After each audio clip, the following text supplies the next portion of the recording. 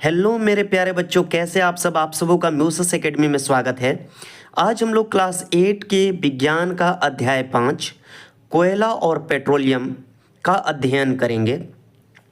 इस पाठ को शुरू करने से पहले यदि अभी तक आप लोग मेरे चैनल को लाइक नहीं किए, सब्सक्राइब नहीं किए तो सब्सक्राइब कर दीजिएगा और ज़्यादा से ज़्यादा शेयर कीजिएगा ताकि और भी बच्चों को सपोर्ट मिले और भी बच्चे ज़्यादा अच्छे से पढ़ाई कर सकें।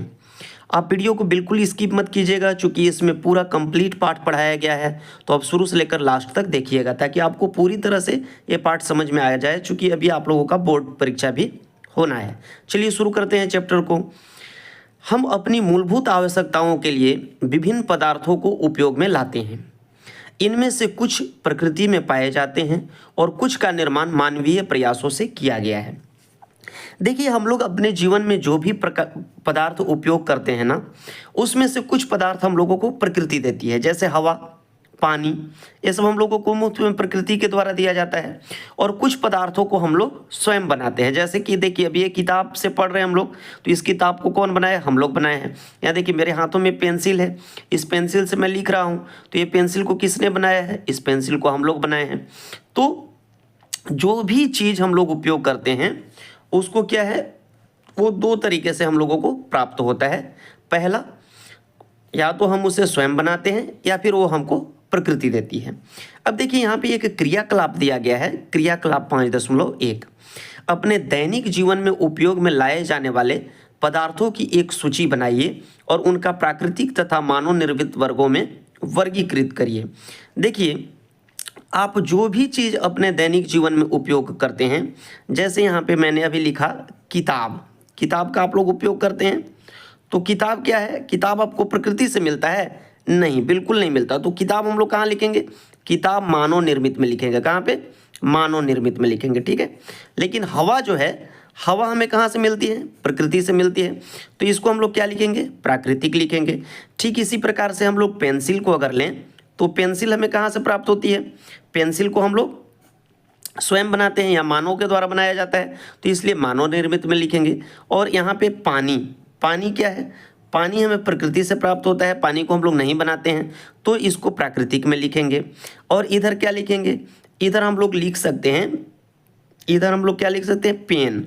पेन जो है हमें कहाँ से प्राप्त होता है? पेन को हम लोग स्वयं बनाते हैं। तो इस तरह से प्राकृतिक और मानव निर्मित वस्तुओं की एक सूची आप तैयार कर सकते हैं। चलिए इस पाठ में आगे हम लोग बढ़ते हैं। क्या इस सूची में वायु, जल, मृदा और खनिज सम्मिलित हैं? क्योंकि ये सभी प्रकृति द्वारा उपलब्ध कराए जाते हैं, ये प्राकृतिक संसाधन कहलाते हैं। अब देखिए यहाँ पे एक प्रश्न यदि आपसे पूछा जाए कि प्राकृतिक संसाधन क्या है, तो हम इसका उत्तर क्या लिखेंगे? कुछ वस्तुएं जैसे वायु, जल, मृदा और खनिज इत्यादि हमें प्रकृति द्वारा उपलब्ध कराए जाते हैं, ये प्राकृतिक संसाधन कहलाते हैं। तो यहाँ प्रश्न का उत्तर आपको समझ में आ गया होगा। अब चलिए देखिए, यहाँ पे एक बूझो नाम का लड़का है, क्या आपसे पूछ रहा है, क्या हम अपने सभी प्राकृतिक संसाधनों का निरंतर उपयोग कर सकते हैं? नहीं, कुछ प्राकृतिक संसाधन ऐसे होते हैं जिनका उपयोग यदि हम बहुत अधिक कर लें तो वे क्या हो जाते हैं? नष्ट हो जाते हैं या खत्म हो जाते हैं, ठीक है। तो इसलिए सभी प्राकृतिक संसाधनों का हम लोग निरंतर प्रयोग नहीं कर सकते हैं। आगे चलिए,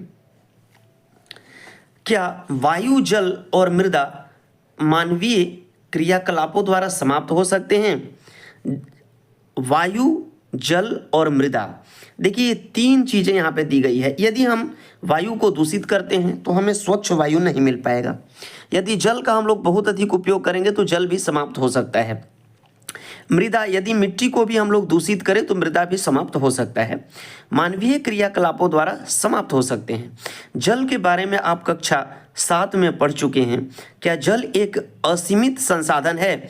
नहीं, जल एक सीमित संसाधन है, क्योंकि जल जो है सीमित मात्रा में धरती पे उपलब्ध है और यदि इसको हम लोग दूषित करते हैं या इसका फिर दुरुपयोग करते हैं तो यह हम लोगों को उपलब्ध नहीं हो पाएगा भविष्य में।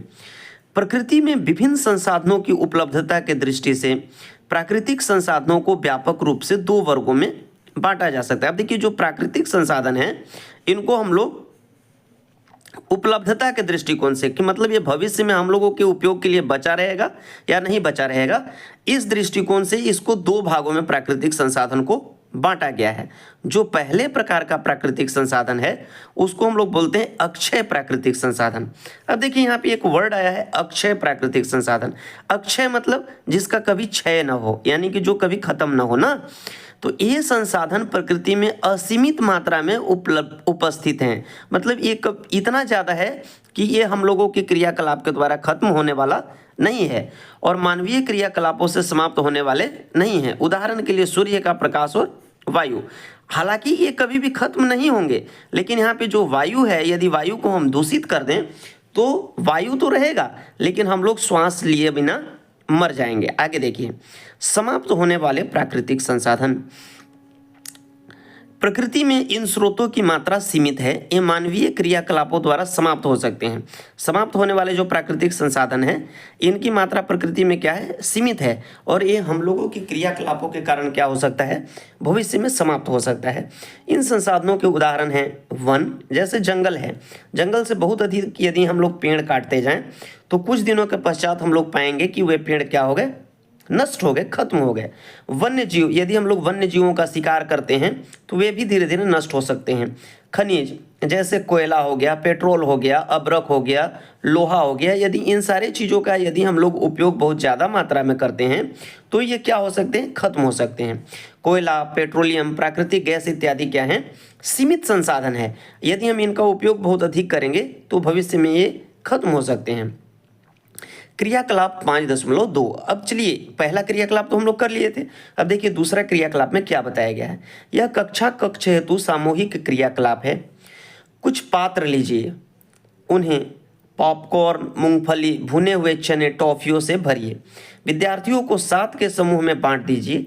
अब इन समूहों को 1, 2 और 4 विद्यार्थियों वाले उप समूहों में बांट दीजिए। उन्हें क्रमशः पहली, दूसरी और तीसरी पीढ़ी, अभी चूंकि इसका उपयोग हम लोग नहीं कर सकते, यदि मैं कक्षा में रहता तो आप लोगों को जरूर बताता इसके बारे में, आप स्वयं इसको करके देख सकते हैं। अब चलिए हम लोग क्या करते हैं, आते हैं नेक्स्ट पेज पे और समझने का कोशिश करते हैं कि आखिर नेक्स्ट पेज पे क्या दिया गया है। देखिए नेक्स्ट पेज पे आपको बताया गया है कि मान लीजिए कि पात्रों के खाद्य पदार्थ कोयले, पेट्रोलियम तथा प्राकृतिक गैस जैसे समाप्त होने वाले प्राकृतिक संसाधनों को प्रदर्शित करते हैं। अभी देखिए, जो पात्र आपको 3 पात्र दिया गया था इससे पहले क्रियाकलाप 2 में, उसमें जो पॉपकॉर्न था, मूंगफली था इत्यादि था, तो जो वे पदार्थ हैं क्या हो सकते हैं, बहुत अधिक उपयोग करने पे नष्ट हो जाएंगे।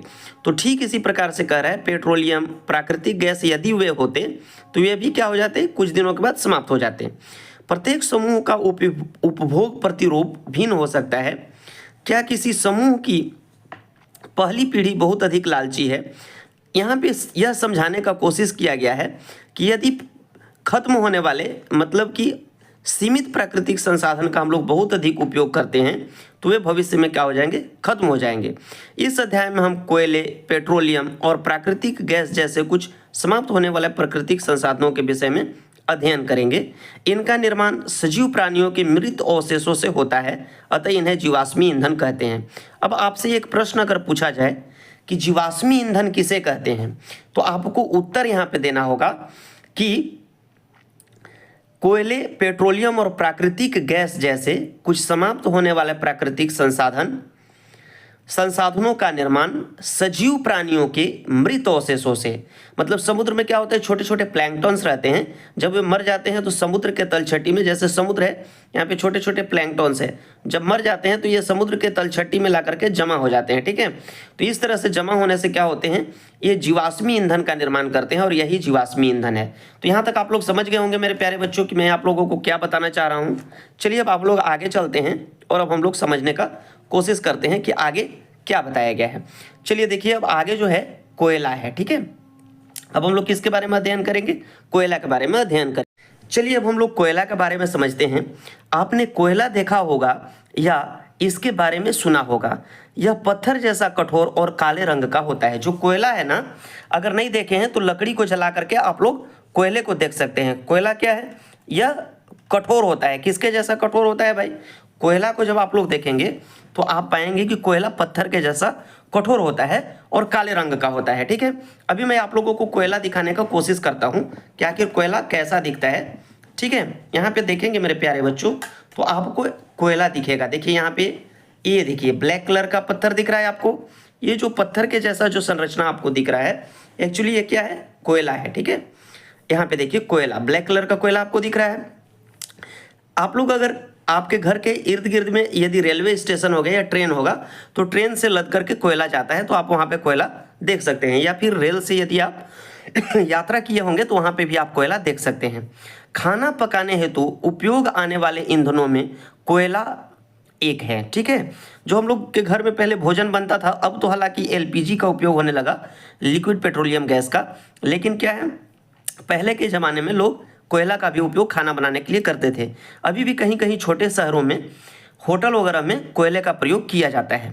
पहले इसका उपयोग रेल इंजनों को चलाने के लिए भाप बनाने में होता था। पहले के ज़माने में जब डीजल इंजन और इलेक्ट्रिक इंजन का आविष्कार नहीं हुआ था उस समय रेल में इंजन के रूप में किस चीज़ का उपयोग होता था? इंजन को चलाने के लिए कोयले का उपयोग होता था। ठीक है, इसका उपयोग तापीय शक्ति संयंत्रों में विद्युत उत्पन्न करने हेतु भी किया जाता है। अब देखिए तापीय शक्ति संयंत्र क्या है? जहाँ से बिजली बनता है ना, विद्युत बनता है, तो वहाँ पे क्या किया जाता है कि जो जल होते हैं पानी को गर्म करने के लिए कोयला का उपयोग किया जाता है। ठीक है, और ये जब वाष्प बनते हैं तो इसी वाष्प से फिर टर्बाइंस को चला करके, बड़े बड़े पंखे को चला करके और क्या बना लिया जाता है? टर्बाइंस को चला करके बना लिया जाता है बिजली। तो इसी के बाद चल रहा है कि तापीय शक्ति संयंत्र, मतलब जहाँ पे कोयले से पानी को गर्म करके और फिर उसे विद्युत तैयार किया जाता है। कोयले का उपयोग विभिन्न उद्योगों में ईंधन के रूप में भी किया जाता है। अब देखिए बहुत से ऐसे उद्योग हैं जहाँ पे ईंधन की आवश्यकता होती है, आग की आवश्यकता होती है, तो वहाँ पे कोयले का उपयोग किया जाता है। यहाँ पे देखिए कोयला हमें कहाँ से प्राप्त होता है और यह कैसे बनता है। अब चलिए ये बहुत ही महत्वपूर्ण प्रश्न है, ये क्वेश्चन बहुत महत्वपूर्ण है कि कोयला हमें कहाँ से प्राप्त होता है और यह कैसे बनता है। तो चलिए इसको हम लोग समझते हैं। ठीक है, लगभग 300 मिलियन वर्ष पूर्व, कब की बात चल रही है? 300 मिलियन वर्ष पूर्व, मतलब कि 10 लाख की जो संख्या होती है वो 1 मिलियन के बराबर होती है। यहाँ 300 मिलियन की बात चल रही है। 300 मिलियन वर्ष पूर्व पृथ्वी पर निचले जलीय क्षेत्रों में घने वन थे। ठीक है, जो पृथ्वी का निचला जलीय क्षेत्र है, मतलब समुद्र वाला क्षेत्र है, वहाँ पे पहले क्या थे? घने वन थे। बाढ़ जैसी प्राकृतिक प्रक्रमों के कारण ये वन मृदा के नीचे दब गए। उनके ऊपर अधिक मृदा जम जाने के कारण क्या हुआ? बाढ़ आया तो पेड़ बाढ़ में दब गए और उसके ऊपर मिट्टी चढ़ गया। ठीक है, और अधिक मिट्टी चढ़ जाने के कारण वे संपिंडित हो गए। संपिंडित होना मतलब एकदम बहुत अधिक दब गए जमीन के नीचे। जैसे जैसे वे गहरे होते गए उनका ताप भी क्या हुआ? धीरे धीरे बढ़ता गया। जब मिट्टी के नीचे बहुत अधिक दब गए तो वहाँ पे क्या होने लगा? टेम्परेचर बढ़ने लगा, ताप बढ़ने लगा। ठीक है, गर्मी बढ़ने लगी। उच्च दाब मतलब एक तो ऊपर से वो दबा हुआ था और उसमें क्या था? टेम्परेचर, ताप भी बहुत अधिक बढ़ गया, गर्मी बहुत ज़्यादा बढ़ गई। तो इसके कारण क्या हुआ कि पृथ्वी के भीतर मृत पेड़ पौधे धीरे धीरे कोयले में परिवर्तित हो गए। कोयले में मुख्य रूप से कार्बन होता है। कोयला में मुख्य रूप से क्या होता है मेरे प्यारे बच्चों? कार्बन होता है। अब देखिए मृत वनस्पति मतलब क्या? पेड़ पौधे ना। मृत वनस्पति के धीमे प्रक्रम द्वारा कोयले में परिवर्तन को कार्बनीकरण कहते हैं। देखिए जो मृत वनस्पति है उनको धीरे धीरे कोयले में बदलने की जो प्रक्रिया है, इस प्रक्रिया को हम लोग किस नाम से जानते हैं? कार्बनीकरण के नाम से जानते हैं। तो यहाँ भी एक प्रश्न है, इस प्रश्न का उत्तर आप लोग अब समझ गए होंगे कि कार्बनीकरण क्या कहलाता है।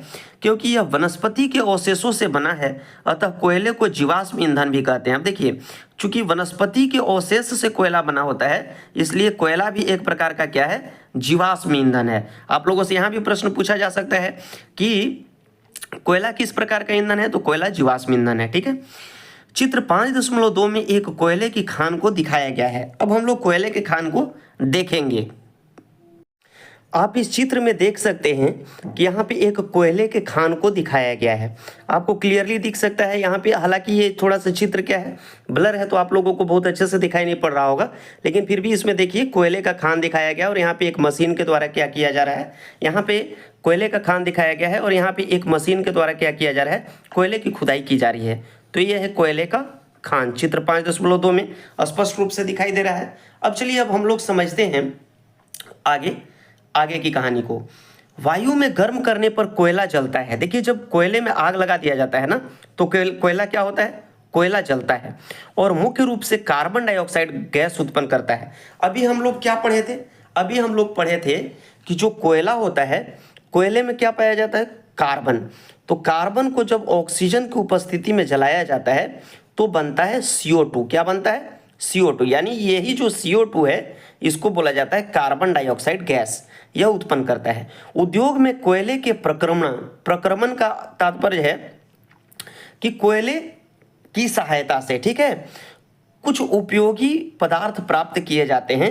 वे उपयोगी पदार्थ क्या है, पहला है कोक, पहला क्या है, कोक, दूसरा है कोलतार और तीसरा है कोयला गैस। तो कोयले से 3 उत्पाद प्राप्त होते हैं मुख्य रूप से, पहला है कोक, दूसरा है कोलतार और तीसरा है कोयला गैस। तो चलिए अब सबसे पहले हम लोग किसके बारे में पढ़ेंगे, सबसे पहले हम लोग पढ़ते हैं कोक के बारे में कि आखिर ये कोक है क्या। देखिए यह एक कोक जो है, यह एक कठोर सरंध्र, मतलब इसमें छोटे छोटे छिद्र होते हैं और काला पदार्थ है, ठीक है, कठोर सरंध्र और काला पदार्थ है। यह कार्बन का लगभग शुद्ध रूप होता है। अब आपसे ऑप्शन दे दिया जाएगा कि निम्नलिखित में से कार्बन का शुद्ध रूप कौन है, कोक, कोलतार या कोल गैस, या इनमें से सभी। तो आपको क्या टिक कर देना है, कोक के ऊपर टिक कर देना है।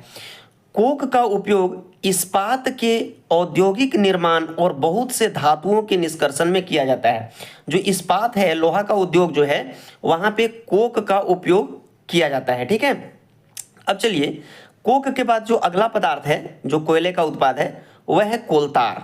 यहाँ पे आप देख सकते हैं कोलतार दिख रहा है। पहले जो सड़क बनता था ना, तो सड़क बनाने के लिए इस कोलतार का उपयोग किया जाता था, ठीक है, जैसे हम लोग अलकतरा बोलते हैं यहाँ पे लोकल लैंग्वेज में झारखंड में, ठीक है। ये जो कोलतार है यह एक अप्रिय गंध वाला, मतलब बहुत बदबूदार होता है, अप्रिय गंध वाला काला गाढ़ा द्रव होता है। यह लगभग, अगर आपके शहर में कहीं पे सड़क बन रहा होगा तो आप देखिएगा कि पिच रोड बनाते समय किसका प्रयोग किया जाता है, इसी कोलतार का, मतलब अलकतरा का प्रयोग किया जाता है। पहले रोड पे इसको छिड़क लिया जाता है ऐसे ऐसे, और उसके ऊपर से फिर क्या किया जाता है, कंक्रीट डाल करके और उस पे ऊपर रोलर चला दिया जाता है। यह लगभग 200 पदार्थों का मिश्रण है। ये जो कोलतार आप देख रहे हैं ना, ये अकेला पदार्थ नहीं है, बल्कि यह 200 पदार्थों का क्या होता है मेरे प्यारे बच्चों, मिश्रण होता है। चलिए अब आगे हम लोग समझने का कोशिश करते हैं कोलतार के बारे में और विस्तार से, ठीक है। आपको दिख रहा है ठीक से, देखिए यह जो कोलतार है 200 पदार्थों का मिश्रण होता है।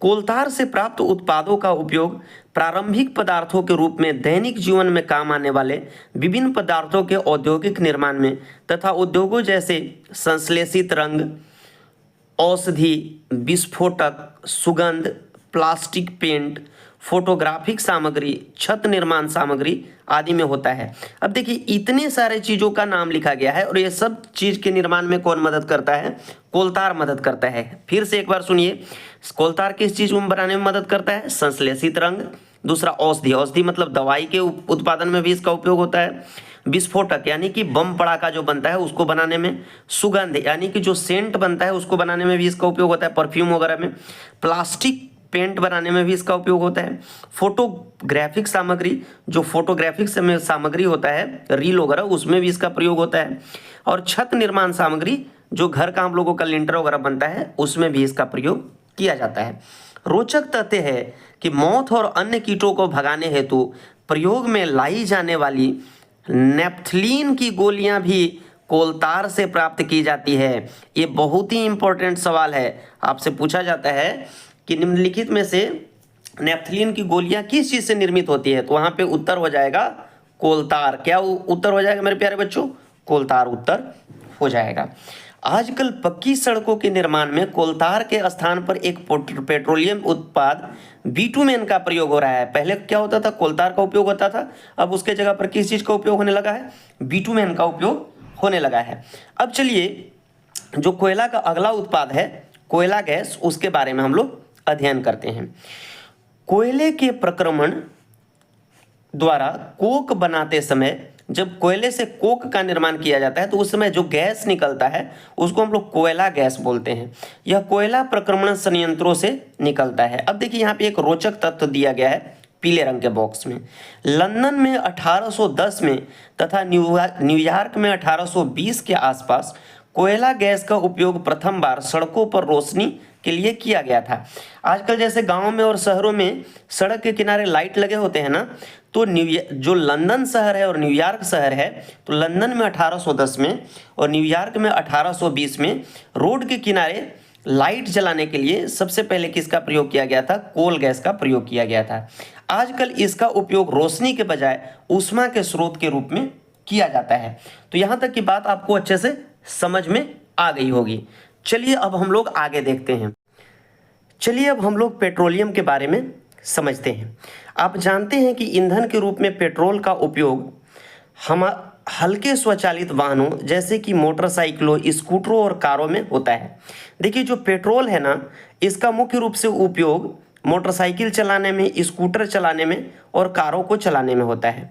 वहीं जो भारी वाहन हैं, ठीक है, जो बड़े वाहन हैं, उनके संचालन में जैसे ट्रैक्टर हो गया, ट्रक हो गया, इनके संचालन में डीजल का उपयोग किया जाता है। ये ईंधन प्राकृतिक स्रोत से प्राप्त होते हैं जिसे पेट्रोलियम कहते हैं। अब देखिए जो पेट्रोल, डीजल और किरोसिन तेल है ना, ये तीनों चीज किस चीज से प्राप्त होते हैं? एक प्राकृतिक स्रोत से प्राप्त होते हैं जिसे हम लोग पेट्रोलियम के नाम से जानते हैं।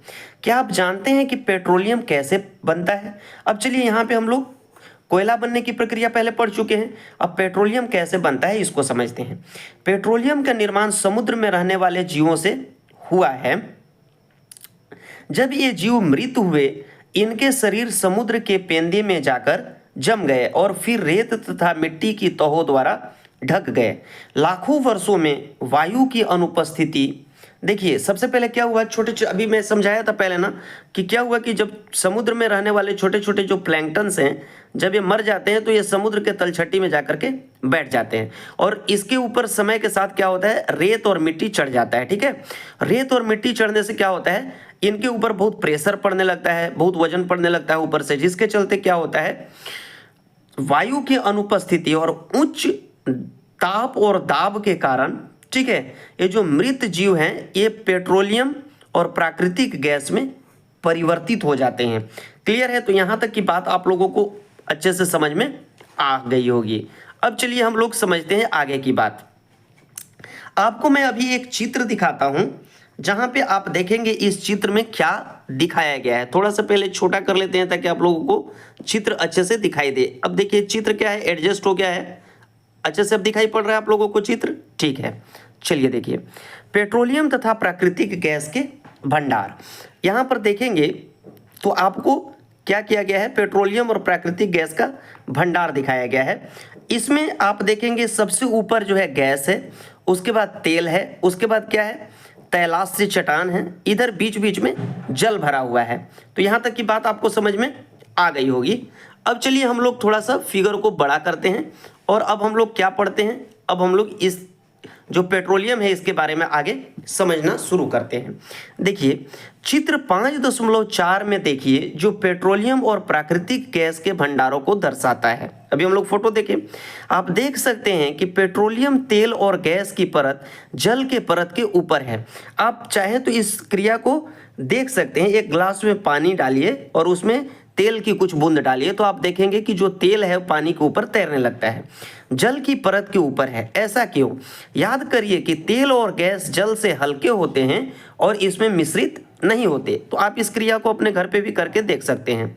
विश्व का, अब देखिए ये बहुत इंपॉर्टेंट है, इसको आपको क्या करना है, याद करके रखना है। ठीक है, विश्व का पहला तेल कुआं पेंसिल्वेनिया अमेरिका में 1859 में प्रवेधित ड्रिल किया गया। मतलब सबसे पहला जो तेल के कुएं का खुदाई हुआ वो अमेरिका के पेंसिल्वेनिया नामक स्थान पर 1859 में हुआ। ठीक है, अब देखिए 8 वर्ष बाद, और इसके मतलब 1859 के 8 वर्ष बाद मतलब 1867 में असम के, मतलब भारत में असम नामक जगह है, असम के माकूम नामक स्थान पर तेल का पता चला। भारत में तेल असम, गुजरात, बॉम्बे हाई और गोदावरी तथा कृष्णा नदियों के बेसिन में पाया जाता है। अब भारत में कहाँ कहाँ तेल का भंडार है ये भी आपको पता चल गया होगा, और सबसे पहले तेल का कुआं कहाँ खोदा गया ये भी आपको पता चल गया होगा। पेट्रोलियम का परिष्करण, अब देखिए जो पेट्रोलियम है वह कच्चे पदार्थ के रूप में जब समुद्र से निकाला जाता है कुआं खोद करके, तो अब इसको क्या करना होता है, साफ करना होता है, क्योंकि यह बहुत गंदा होता है, ठीक है। तो ये साफ सफाई की जो प्रक्रिया है इसको हम लोग बोलते हैं परिष्करण। तो इसको चलिए समझने का कोशिश करते हैं कि ये परिष्करण क्या है। पेट्रोलियम गहरे रंग का तेलीय द्रव्य है, इसकी गंध अप्रिय, देखिए गहरे रंग का तेलीय द्रव्य है और इसका गंध क्या होता है, अप्रिय होता है, मतलब बहुत गंदा दुर्गंध होता है इसमें, ठीक है। यह विभिन्न संगठकों जैसे कि पेट्रोलियम गैस, पेट्रोल, डीजल, नींद नहीं ना आ रहा है जी आप लोगों को, तो आप लोग ध्यान से देखेंगे, ठीक है। डीजल, स्नेहक तेल, पैराफिन, मोम आदि का मिश्रण होता है। देखिए जो पेट्रोलियम होता है उसमें क्या क्या होते हैं, सबसे पहले पेट्रोलियम गैस, दूसरा पेट्रोल होगा, फिर डीजल होगा, फिर स्नेहक तेल होंगे, पैराफिन होगा, मोम होगा, जो मोम वगैरह से आजकल वैसलीन वगैरह बनता है वही मोम का चर्चा चल रहा है, आदि का मिश्रण होता है। पेट्रोलियम के विभिन्न संघटकों या प्रभाजों को आगे के चित्र में दर्शाया गया है। आप यहाँ चित्र में देख सकते हैं कि पेट्रोलियम परिष्करण तंत्र का एक चित्र यहाँ पे दिया है, जो फैक्ट्री है, रिफाइनरी है, उसका यहाँ पे एक फोटो लगा हुआ है। अब देखिए पेट्रोलियम को कैसे परिष्कृत करते हैं, थोड़ा समझते हैं। को पृथक करने का प्रक्रम परिष्करण कहलाता है। जो पेट्रोलियम है ना, पेट्रोलियम से जो पेट्रोलियम के अलग अलग उत्पाद हैं उनको अलग या पृथक करने का जो नियम है उसको हम लोग परिष्करण कहते हैं। यह कार्य पेट्रोलियम परिष्करणी में संपादित होता है। पेट्रोलियम परिष्करणी कहने का अर्थ है इंग्लिश में रिफाइनरीज में, मतलब बड़े बड़े फैक्ट्रियों में ये होता है, ठीक है, संयंत्रों के द्वारा, संयंत्रों का उपयोग करके। पेट्रोलियम के विभिन्न संघटक और उनके उपयोग सारणी 5.1 में दिए गए हैं। अब देखिए पेट्रोलियम का जो विभिन्न उत्पाद के बारे में अभी हम लोग चर्चा कर रहे थे, तो इनके जो विभिन्न उत्पाद हैं, ठीक है, इसके बारे में सारणी में यहाँ पे दिया गया है। तो चलिए इसको हम लोग समझने का कोशिश करते हैं कि पेट्रोलियम के कौन कौन से उत्पाद हैं और उनका क्या उपयोग है, ठीक है। देखिए यहाँ पे देखिएगा कुछ पेट्रोलियम के संघटक का नाम दिया गया है, जैसे द्रव रूप में पेट्रोलियम गैस एलपीजी, घरों और उद्योगों में ईंधन के रूप में इनका उपयोग होता है पेट्रोल, मोटर ईंधन, वैमानिक ईंधन, शुष्क धुलाई के लिए इसका उपयोग। शुष्क धुलाई क्या है भाई, शुष्क धुलाई मतलब कपड़े के साफ सफाई के लिए। आगे देखिए मिट्टी का तेल, मिट्टी का तेल स्टोव, लैंप और जेट वायुयान के लिए ईंधन का काम करता है। डीजल भारी मोटर वाहनों और विद्युत जनित्रों के लिए ईंधन के रूप में उपयोग होता है। स्नेहक तेल स्नेहक के रूप में, स्नेहक मतलब चिकनाई उत्पन्न करने के लिए, ठीक है।